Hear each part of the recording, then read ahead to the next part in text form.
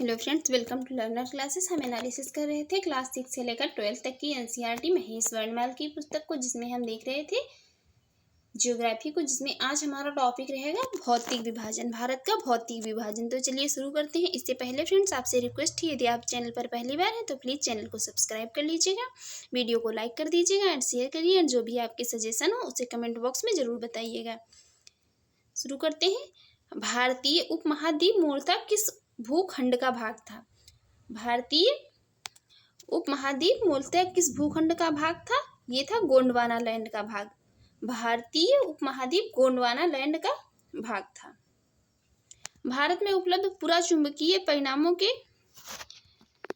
यहाँ पर भारत में जो उपलब्ध ये पुरा चुंबकीय परिणामों से संकेत मिलते हैं कि प्राचीन काल में भारतीय भूखंड उत्तर दिशा की ओर विस्थापित हुआ है। भारतीय भूखंड किस ओर विस्थापित हुआ है? उत्तर दिशा की ओर विस्थापित हुआ है। भूगर्भिक संरचना की दृष्टि से भारत को मुख्यतः 3 भागों में विभाजित किया गया है। पहला है हिमालय पर्वतीय क्षेत्र, दूसरा उत्तर का मैदानी भाग, तीसरा है दक्षिण का प्रायद्वीपीय पठार। हिमालय के समांतर संरचनात्मक भाग वलयों की तीव्रता तथा निर्माण आयु के आधार पर है। तो उसमें सबसे पहले यहाँ पर है ट्रांस हिमालय। सबसे पहले ट्रांस हिमालय, जो कि क्या है? जो कि तिब्बत का क्षेत्र कहलाता है। ट्रांस हिमालय तिब्बत का क्षेत्र, बृहत हिमालय या महान हिमालय, लघु हिमालय या मध्य हिमालय, बाह्य उप हिमालय जिसे शिवालिक हिमालय भी कहा जाता है। ट्रांस हिमालय को कहा जाता है तिब्बत क्षेत्र, बृहत हिमालय को महान हिमालय, लघु हिमालय को मध्य हिमालय, बाह्य जो उप हिमालय है उसे कहा जाता है शिवालिक हिमालय। हिमालय का निर्माण समानांतर वलय श्रेणियों से हुआ है। इनमें प्राचीनतम श्रेणी कौन सी है? प्राचीनतम श्रेणी इनमें कौन सी है? वो है बृहत हिमालय। बृहत हिमालय प्राचीनतम श्रेणी है। उत्तर भारत में उप हिमालय क्षेत्र के सहारे विस्तारित समतल मैदान को क्या कहा जाता है? इसे कहा जाता है भाबर। उप हिमालय क्षेत्र के सहारे जो विस्तारित समतल मैदान है उत्तर भारत में, इसे कहा जाता है भाबर। इसे क्या कहते हैं? भाबर। हिमालय का पर्वतपदीय प्रदेश कौन सा है? हिमालय का पर्वतपदीय प्रदेश है वो है शिवालिक। शिवालिक हिमालय का पर्वतपदीय प्रदेश है। शिवालिक शैल समूह के दक्षिण में स्थित है। भाबर क्षेत्र किस संरचना का उदाहरण है? यह है गिरिपथ की स्थिति का उदाहरण। शिवालिक शैल समूह के दक्षिण में स्थित भाबर क्षेत्र जो है ये गिरिपथ की स्थिति का उदाहरण है। शिवालिक श्रेणी, शिवालिक सीरीज की औसत ऊंचाई है 600 से 1200 मीटर। 600 से 1200 मीटर इसकी औसत ऊंचाई है शिवालिक श्रेणी की। लघु हिमालय किन श्रेणियों के मध्य स्थित है? लघु हिमालय स्थित है महान और शिवालिक हिमालय के मध्य में। कहाँ? लघु हिमालय स्थित है महान और शिवालिक हिमालय के मध्य में। हिमालय की नवीनतम पर्वत श्रेणी कौन सी है? वो है शिवालिक हिमालय। हिमालय की नवीनतम पर्वत श्रेणी है शिवालिक। नर्मदा एवं ताप्ती नदियों के मध्य कौन सी पर्वत श्रेणी है? वो है सतपुड़ा श्रेणी। नर्मदा एवं ताप्ती नदियों के मध्य है सतपुड़ा श्रेणी। नेक्स्ट है हिमालय की सबसे ऊंची पर्वत चोटी कौन सी है? हिमालय की सबसे ऊंची पर्वत चोटी है हिमाद्री या बृहत हिमालय। हिमाद्री या बृहत हिमालय हिमालय की सबसे ऊंची पर्वत चोटी है। बृहत हिमालय, ग्रेट हिमालय जिसे कहा जाता है कि औसत ऊंचाई कितनी है? इसकी औसत ऊंचाई है 6100 मीटर। इसकी औसत ऊंचाई है कितनी? 6100 मीटर। यहाँ पर पीर पंजाल जो है, पीर पंजाल श्रेणी किस राज्य में स्थित है? ये है कहाँ? जम्मू कश्मीर में। पीर पंजाल श्रेणी की स्थिति है जम्मू कश्मीर में। पूर्वी हिमालय की तुलना में पश्चिमी हिमालय में ट्री लाइन की ऊंचाई कम है। पूर्वी हिमालय की तुलना में क्या है? पश्चिमी हिमालय में ट्री लाइन जो है इसकी ऊंचाई यहाँ पर कम है। उत्तराखंड के पाताल तोड़ कुएं किस भाग में पाए जाते हैं?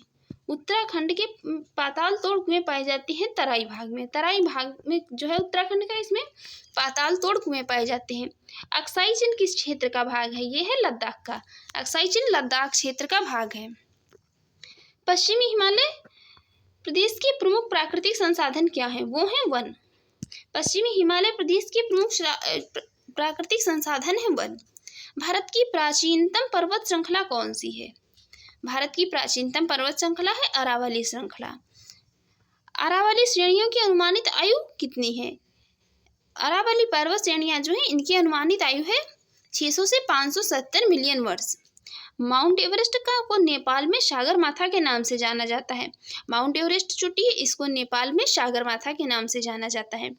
अरावली किस प्रकार की पर्वत श्रेणी है? अरावली है अवशिष्ट पर्वत श्रेणी। अरावली जो है ये अवशिष्ट प्रकार की पर्वत श्रेणी है, यह रेजिडुअल माउंटेन। दक्षिण भारत की सबसे ऊंची चोटी कौन सी है? यह है अनाईमुडी।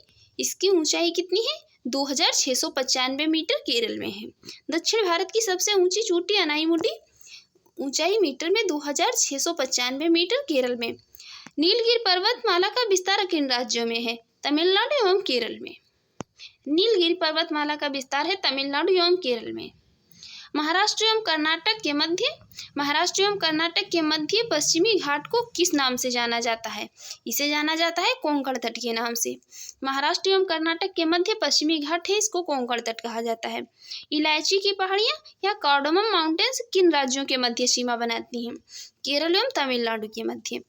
कार्डमम या इलायची की पहाड़ियाँ सीमा बनाती हैं केरल एवं तमिलनाडु के मध्य। शिवराय पहाड़ियाँ किस राज्य में स्थित हैं? शिवराय पहाड़ियों की स्थिति है तमिलनाडु राज्य में। तमिलनाडु राज्य में स्थित है शिवराय हिल्स। पूर्वी घाट ईस्टर्न घाट और पश्चिमी घाट वेस्टर्न घाट ये परस्पर नीलगिरी पहाड़ियों पर मिलते हैं। पूर्वी घाट और पश्चिमी घाट कहाँ मिलते हैं? नीलगिरी पहाड़ियों पर मिलते हैं। भारत की सर्वोच्च पर्वत चोटी कौन सी है? भारत की सर्वोच्च पर्वत चोटी है K2 गाडविन ऑस्टिन, 8611 मीटर ऊंचाई है। भारत की सर्वोच्च पर्वत चोटी है K2 गाडविन ऑस्टिन, 8611 मीटर इसकी ऊंचाई है। विश्व की सर्वाधिक तीव्र ढाल वाली चोटी है राकापोसी, लद्दाख श्रेणी में स्थित है। विश्व की बात हो रही है, विश्व की सर्वाधिक तीव्र ढाल वाली चोटी है राकापोसी, लद्दाख श्रेणी में स्थित है। नेक्स्ट है यहाँ पर, नेक्स्ट है माना दर्रा उत्तराखंड को किससे जोड़ता है? माना दर्रा उत्तराखंड को किससे जोड़ता है? जोड़ता है तिब्बत से। माना दर्रा उत्तराखंड को तिब्बत से जोड़ता है। नंदा देवी शिखर किस राज्य में स्थित है? स्थित है उत्तराखंड में। नंदा देवी शिखर स्थित है उत्तराखंड राज्य में। अरावली श्रेणी का उच्चतम पर्वत शिखर कौन सा है? इसका है गुरु शिखर, 1722 मीटर राजस्थान में। इसकी ऊंचाई है 1722 मीटर राजस्थान में अरावली पर्वत श्रेणी की। हिमालय पर्वत की एक श्रेणी अराकानयोमा किस देश में स्थित है? हिमालय पर्वत की एक श्रेणी है अराकानयोमा किस देश में स्थित है? स्थित है म्यांमार में। अराकानयोमा कहाँ स्थित है? म्यांमार में। नेक्स्ट है यहाँ पर, नेक्स्ट है कुल्लू घाटी किन पर्वत श्रेणियों के मध्य स्थित है? कुल्लू घाटी की स्थिति है धौलाधर तथा पीर पंजाल पर्वत श्रेणियों के मध्य। पालघाट दर्रा किन पहाड़ियों के मध्य स्थित है? नीलगिरी और अन्नामलाई पहाड़ियों के मध्य। पालघाट दर्रा नीलगिरी और अन्नामलाई पहाड़ियों के मध्य स्थित है। नाथुला दर्रा किस राज्य में है? नाथुला दर्रा है सिक्किम में। नाथुला दर्रा की स्थिति है सिक्किम में। नेक्स्ट है यहाँ पर उत्तराखंड में कोणधारी वनों एवं छोटे छोटे घास के मैदानों को बुग्याल या प्यार कहा जाता है। उत्तराखंड में जो कोणधारी वनों के छोटे छोटे घास के मैदान होती हैं उनको बुग्याल या प्यार कहा जाता है।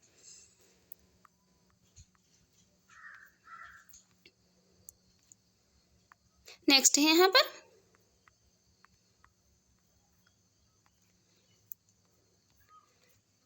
नेक्स्ट है यहाँ पर लिपुलेख, माना एवं नीति दर्रा कहाँ स्थित है? लिपुलेख एवं माना और नीति दर्रा कहाँ स्थित है? ये स्थित है कहाँ? उत्तराखंड में। लिपुलेख, माना एवं नीति दर्रा स्थित है उत्तराखंड में। रोहतांग दर्रा किस राज्य में स्थित है? हिमाचल प्रदेश में। रोहतांग दर्रे की स्थिति है हिमाचल प्रदेश में। पूर्वी हिमालय में औसत हिम रेखा 3500 मीटर तथा पश्चिमी हिमालय में 2500 मीटर ऊंचाई पर है। पूर्वी हिमालय में जो औसत हिम रेखा है तो ये 3500 मीटर तथा पश्चिमी हिमालय में 2500 मीटर ऊंचाई पर पाई जाती है। भारत का सबसे बड़ा हिमनद कौन सा है? भारत का सबसे बड़ा हिमनद है सियाचिन हिमनद, लद्दाख में। भारत का सबसे बड़ा हिमनद है सियाचिन हिमनद, लद्दाख में। चौराबाड़ी ग्लेशियर कहाँ स्थित है? केदारनाथ मंदिर के उत्तर में। चौराबाड़ी ग्लेशियर स्थित है केदारनाथ मंदिर के उत्तर में, उत्तराखंड में। मेघालय का पठार किसका भाग है?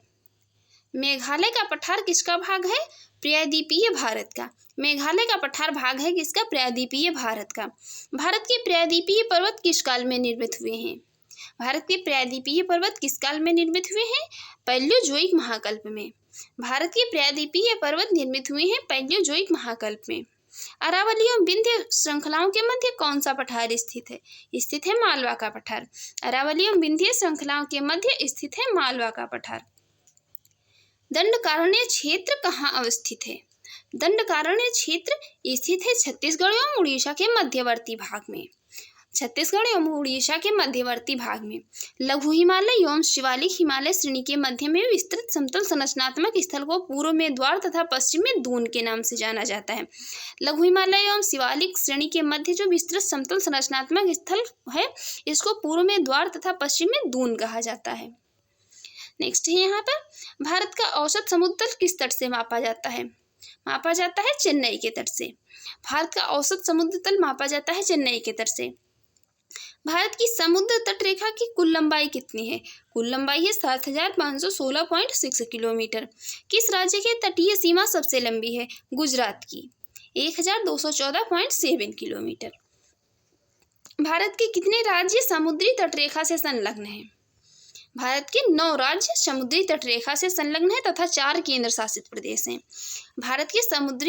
भारत के राज्य जो हैं, तो 9 राज्य समुद्री तटरेखा से 9 राज्य तथा 4 केंद्र शासित प्रदेश जो हैं संलग्न है। भारत के तटीय राज्यों एवं केंद्र शासित प्रदेशों की बात करते हैं, इसमें देखते हैं कौन कौन से हैं।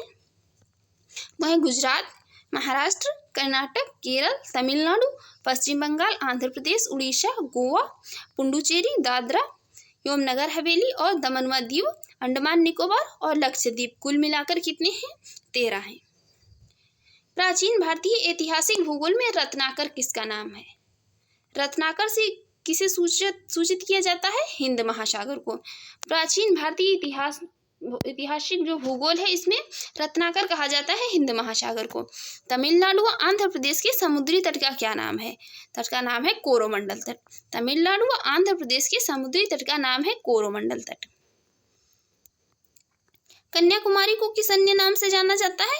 केप कोमोरिन नाम से। कन्याकुमारी को केप कोमोरिन नाम से जाना जाता है। अंडमान और निकोबार द्वीप समूह में सबसे अधिक ऊंचाई वाली चोटी कौन सी है? वो है कौन सी? Saddle peak.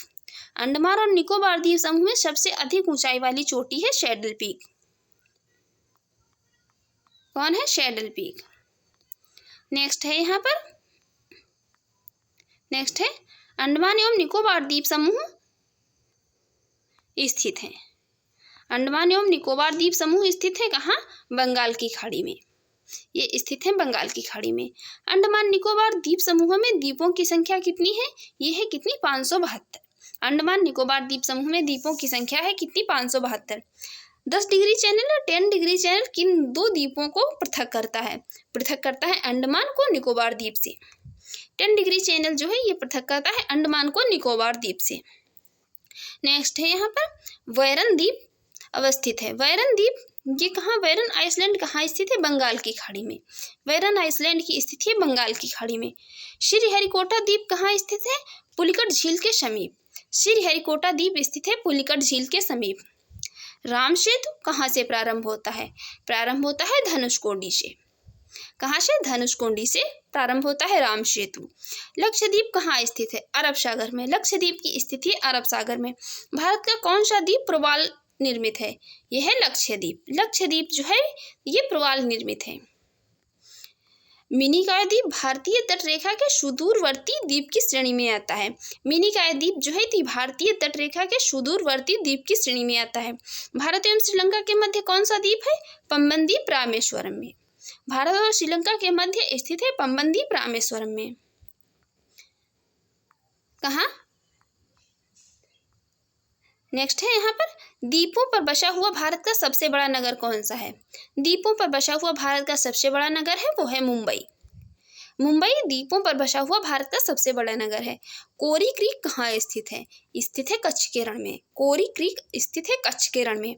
शर क्रीक विवाद किन 2 देशों के मध्य है? भारत एवं पाकिस्तान के मध्य। शर क्रीक विवाद जो है कहाँ है? भारत एवं पाकिस्तान के मध्य। बुर्जुल एवं बनिहाल दर्रे किस श्रेणी में स्थित है? पीर पंजाल श्रेणी में। कहाँ? पीर पंजाल श्रेणी में बुर्जुल एवं बनिहाल दर्रे। हिमालय के यहाँ पर कुछ प्रमुख ऊंचे शिखरों की बात कर लेते हैं। हिमालय के प्रमुख ऊंचे शिखर, जिसमें माउंट एवरेस्ट स्थित है नेपाल में। इसकी ऊंचाई जो है कितनी है? तो ऊंचाई है 8,848.86 किलोमीटर, सॉरी मीटर में है। K2 जो है, ये K2 या गाडविन ऑस्टिन, ये कहाँ है? भारत पाक में। 8,611 मीटर इसकी ऊंचाई है। नेक्स्ट है कंचनजंगा। कंचनजंगा कहाँ है? ये भारत नेपाल की सीमा पर है। कंचनजंगा भारत नेपाल सीमा पर 8,586 मीटर। मकालू है नेपाल में 8,481 मीटर। धौलागिरी नेपाल में 8,167 मीटर। नंगा पर्वत ये भारत में है। नंगा पर्वत भारत में स्थित है, इसकी 8,126 मीटर। अन्नपूर्णा नेपाल में है, 8,091 मीटर इसकी ऊंचाई है। नंदा देवी भारत में है, 7,816 मीटर ऊंचाई है। कामेत भारत में है, 7,756। नामचा बरवा कहाँ है? तिब्बत चीन में है, 7,782 मीटर।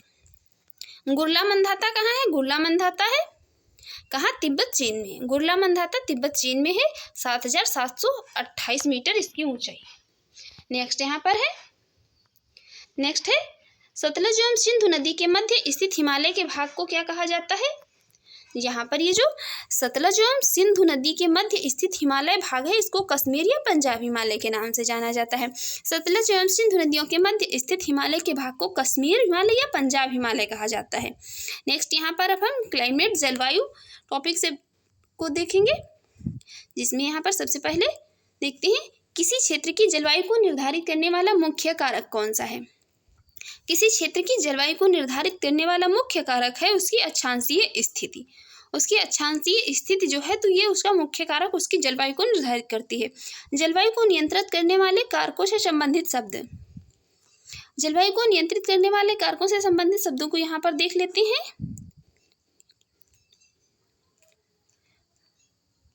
जिसमें यहाँ पर ये जो है यहाँ पर कोड दिया हुआ है एक LANDFORMS, इनका प्रयोग किया जाता है यहाँ, ये जो जलवायु को प्रभावित करते हैं। तो इसमें सबसे यहाँ पर L से किसे जो है सूचित करते हैं, तो L का मतलब है यहाँ पर लैटिट्यूड या अक्षांश, A का मतलब है एल्टीट्यूड या ऊंचाई, N का मतलब है nearness from sea, nearness from sea मतलब कि समुद्र से निकटता, और D का मतलब है यहाँ पर D इंडिकेट करता है, D किसको इंडिकेट करता है? Direction of wind. D करता है इंडिकेट डायरेक्शन ऑफ वाइंड को, मतलब वाइंड को, पवन की दिशा को। F इंडिकेट करता है फॉरेस्ट को, वन को। O इंडिकेट करता है ओशियन करंट्स को, समुद्री जलधाराओं को। और R यहाँ पर इंडिकेट करता है किसको? रेनफॉल या वर्षा को। M इंडिकेट करता है माउंटेन को, पहाड़ या पर्वत को। S इंडिकेट करता है सोइल को। यहाँ पर ये इस कोड का ये अर्थ थे सभी, यहाँ पर याद रखिए। नेक्स्ट है यहाँ पर भारत में ग्रीष्मकालीन मानसून के प्रवाह की सामान्य दिशा क्या है? सामान्य दिशा क्या है? दक्षिण पश्चिम से उत्तर पूर्व। भारत में ग्रीष्मकालीन मानसून के प्रवाह की सामान्य दिशा है दक्षिण पश्चिम से उत्तर पूर्व की ओर चलता है। भारत के उत्तरी पश्चिमी मैदान में शीत ऋतु में किसके प्रभाव से वर्षा होती है? ये होती है पश्चिमी विक्षोभों के प्रभाव से। भारत का उत्तरी पश्चिमी मैदान में ठंडियों में वर्षा होती है पश्चिमी विक्षोभों के प्रभाव से। नेक्स्ट है भारत के किन राज्यों में शरद ऋतु में वर्षा होती है? शरद ऋतु में वर्षा होती है पंजाब एवं तमिलनाडु में। भारत में जो है शरद ऋतु में वर्षा होती है कहाँ? पंजाब एवं तमिलनाडु में। भारत में औसत वार्षिक वर्षा कितनी है? लगभग 125 सेंटीमीटर। भारत में सर्वाधिक वर्षा किन क्षेत्रों में होती है? सर्वाधिक वर्षा होती है पश्चिमी घाट, पूर्वी हिमालय तथा मेघालय में। भारत के इन क्षेत्रों में यहाँ पर सर्वाधिक वर्षा होती है। नेक्स्ट है यहाँ पर भारत में उष्णकटिबंधीय मानसूनी जलवायु पाई जाती है तथा यहाँ सर्वाधिक वर्षा दक्षिण पश्चिम मानसून द्वारा होती है। जलवायु को मानसूनी जलवायु कहा जाता है। भारत में उष्णकटिबंधीय मानसूनी जलवायु पाई जाती है तथा यहाँ सर्वाधिक वर्षा जो है तो ये दक्षिण पश्चिम मानसून द्वारा होती है, इसलिए यहाँ पर इस जलवायु को मानसूनी जलवायु कहा जाता है। नेक्स्ट है यहाँ पर भारतीय उपमहाद्वीप पर ग्रीष्म ऋतु में उच्च ताप और निम्न दाब हिंद महासागर से वायु का कर्षण करते हैं, जिसके कारण प्रवाहित होती है दक्षिण पश्चिम मानसून। भारतीय उपमहाद्वीप पर ग्रीष्म ऋतु में उच्च दाब और निम्न दाब हिंद महासागर में वायु का कर्षण करते हैं, जिससे दक्षिण पश्चिम मानसून जो है प्रवाहित होता है। अब यहाँ पर ये ट्रेड वाइंड्स या व्यापारिक पवनों की बात कर लेती हैं, जिसमें व्यापारिक पवनों में यहाँ पर ये जो व्यापारिक पवने हैं, व्यापारिक पवने 0 डिग्री से 30 डिग्री उत्तरी एवं दक्षिणी अक्षांशों के मध्य बहने वाली पवने हैं। ये 0 डिग्री से 30 डिग्री उत्तरी एवं दक्षिणी अक्षांशों के मध्य बहती हैं व्यापारिक पवने। यह पवने उपोष्ण उच्च वायु दाब कटिकाओं से जो है ये 35 डिग्री नॉर्थ साउथ से विषुवत निम्न वायु दाब कटिबंधों से 0 डिग्री से 5 डिग्री नॉर्थ साउथ की ओर बहती हैं। उत्तरी गोलार्ध में इन्हें उत्तर पूर्व व्यापारिक पवने तथा दक्षिणी गोलार्ध में इन्हें दक्षिणी पूर्व व्यापारिक पवने कहा जाता है। उत्तरी गोलार्ध में इन्हें क्या कहा जाता है? उत्तर पूर्व व्यापारिक पवने तथा दक्षिणी गोलार्ध में दक्षिण पूर्व व्यापारिक पवने कहा जाता है। नेक्स्ट है यहाँ पर पश्चिम बंगाल और असम में ग्रीष्म ऋतु में चलने वाली पवनों को स्थानीय भाषा में क्या कहते हैं? इन्हें स्थानीय भाषा में कहा जाता है काल वैशाखी तथा चाय वर्षा। पश्चिम बंगाल और असम में जो गर्मियों में पवनें चलती हैं उनको स्थानीय भाषा में कहा जाता है काल वैशाखी तथा चाय वर्षा। भारत में सबसे कम वर्षा वाला स्थान है लेह है। भारत में सबसे कम वर्षा वाला स्थान कौन सा है? वो है लेह। नेक्स्ट यहाँ पर है कोपेन ने वर्ष 1918 में विश्व की जलवायु को कितने वर्गों में विभाजित किया था? कोपेन ने 5 वर्गों में विभाजित किया था विश्व की जलवायु को 1918 में। जलवायु निर्धारण के आधार हैं तो वो है वार्षिक एवं मासिक औसत तापमान, वार्षिक एवं मासिक वर्षा और वनस्पतियां। इनके आधार पर जो है जलवायु का निर्धारण किया जाता है। ये जलवायु निर्धारण के आधार हैं। अब यहाँ पर कोपेन की योजना के अनुसार भारत के जलवायु प्रदेशों की बात कर लेते हैं। भारत को कोपेन ने जो है कितने प्रकारों में बांटा? तो जलवायु के प्रकार यहाँ पर ये जो वर्ण संकेत और ये क्षेत्र है इसके लघु शुष्क ऋतु, वाची मानसून जलवायु ये प्रकार है एक। इसको जो है वर्ण संकेत है इसका AMW। गोवा के दक्षिण में भारत का पश्चिमी तट क्षेत्र है इसका शुष्क ग्रीष्म, इसका वर्ण संकेत है AS। तमिलनाडु का कोरोमंडल तट उष्णकटिबंधीय सवाना जलवायु, इसको इंडिकेट किया इन्होंने यहाँ पर AWC। कर्क रेखा के दक्षिण में प्रायद्वीपीय पठार का अधिकांश भाग इसका क्षेत्र है। अर्धशुष्क स्टेपी को यहाँ पर इन्होंने शो किया BSW से। इसका क्षेत्र है उत्तर पश्चिमी गुजरात, पश्चिमी राजस्थान और पंजाब के कुछ भाग। उष्ण मरुस्थलीय जलवायु BWSW से इन्होंने यहाँ पर इसे प्रदर्शित किया राजस्थान का सबसे पश्चिमी भाग है। और ये शुष्क शीत ऋतु है। शुष्क शीत ऋतु CWG। गंगा का मैदान पूर्वी राजस्थान, उत्तरी मध्य प्रदेश, उत्तर पूर्वी भारत का अधिकतर प्रदेश। नेक्स्ट यहाँ पर लघु ग्रीष्म तथा शीत आर्द्र ऋतु, इसे DFC से इन्होंने प्रदर्शित किया। इसका क्षेत्र है अरुणाचल प्रदेश, सिक्किम और असम। ध्रुवीय तुल्य जलवायु, इसको प्रदर्शित किया E से। क्षेत्र है इसके जम्मू कश्मीर, लद्दाख, हिमाचल प्रदेश और उत्तराखंड। नेक्स्ट जलवायु है टुंड्रा तुल्य जलवायु। टुंड्रा तुल्य जलवायु है, इसको यहाँ पर इन्होंने शो किया किससे? ET से। उत्तराखंड के पर्वतीय क्षेत्र इसके क्षेत्र हैं। अब यहाँ पर अंतः उष्ण कटिबंधीय अभिसरण क्षेत्र की ITCZ जोन की बात कर लेते हैं, जिसमें ITCZ एक निम्न वायुदाब पट्टी है। ये क्या है? ये एक निम्न वायुदाब पट्टी है जो पृथ्वी के चारों ओर सामान्यतः विषुवत रेखा के ऊपर चारों ओर स्थित है।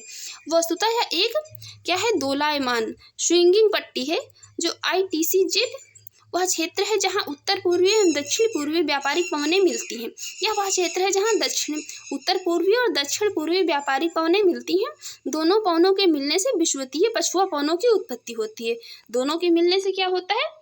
विषुवतीय पछुआ पवनों की उत्पत्ति होती है। नेक्स्ट यहाँ पर ये है, नेक्स्ट है लू उत्तरी मैदान में। लू क्या है? लू उत्तरी मैदान में पंजाब से बिहार तक चलने वाले शुष्क एवं पीड़ादायक पवने हैं। लू जो है ये उत्तरी मैदान में पंजाब से बिहार तक चलने वाली शुष्क एवं पीड़ादायक पवन है। नेक्स्ट है यहाँ पर, नेक्स्ट है काफी वर्षा एवं चेरी ब्लॉसम का संबंध है। काफी वर्षा एवं चेरी ब्लॉसम का संबंध है ग्रीष्म ऋतु के से। ग्रीष्म ऋतु के समाप्त होते ही पूर्व मानसून की बौछार से, ग्रीष्म ऋतु के समाप्त होते ही पूर्व मानसून की बौछार से कहाँ, कर्नाटक में। काफी वर्षा या चेरी ब्लॉसम का संबंध है। नेक्स्ट है आम्र वर्षा किस राज्य से संबंधित है। आम्र वर्षा का संबंध है किससे, केरल या तटीय कर्नाटक से आम्र वर्षा का संबंध है। अब यहाँ पर हम बात कर लेते हैं कि भारत में ये सर्वाधिक दैनिक तापांतर किस स्थान पर पाया जाता है। भारत में सर्वाधिक दैनिक तापांतर पाया जाता है राजस्थान के मरुस्थलीय क्षेत्रों में। राजस्थान के मरुस्थलीय क्षेत्रों में भारत में सर्वाधिक दैनिक तापांतर पाया जाता है। भारत में मानसून के प्रस्फोट के लिए किसे उत्तरदायी माना जाता है, उत्तरदायी माना जाता है किसे, पूर्वी जेट प्रवाह को। पूर्वी जेट प्रवाह को यहाँ पर जो है भारत में मानसून के प्रस्फोट के लिए उत्तरदायी माना जाता है। नेक्स्ट यहाँ पर है भारत वर्षा का वितरण। यहाँ पर भारत वर्षा के वितरण की बात कर लेते हैं। भारत वर्षा का वितरण जो है, तो इसमें भारत में औसत वार्षिक वर्षा लगभग कितनी होती है।